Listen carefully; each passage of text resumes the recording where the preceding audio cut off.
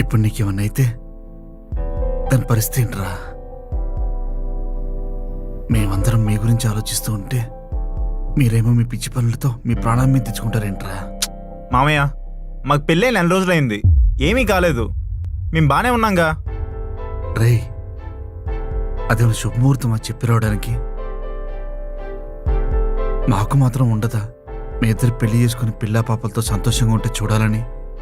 కానీ ఆ భగవంతుడు మీ నుదుటి మీద రాత రాసి పెట్టకపోతే ఎదురించడానికి మేమెవరో అనరా? ఇంకా ఆపు మామయ్య, మళ్ళీ మళ్ళీ అదే చెప్తారు. అలా చేస్తే గండం అన్నారు, చేసేసాం, ఏమీ కాలేదుగా. అనవసరంగా మీరే ఏదో ఊహించుకొని ఇక్కడ దాకా తెచ్చుకున్నారు.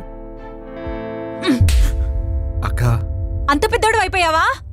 నీకే అన్ని తెలుసు అనుకుంటున్నావా? నీ మనసుకు ఏదనిపిస్తే చేసేస్తావా? నీ ఒక్కడి పిచ్చితనంతో ఎంత అనర్థం జరుగుతుందో తెలుసారా నీకు? ఇవన్నీ చేస్తుంది నీకోసమేరా? నీకెందుకు అర్థం అవ్వట్లేదు? నాకు అర్థం కాదు.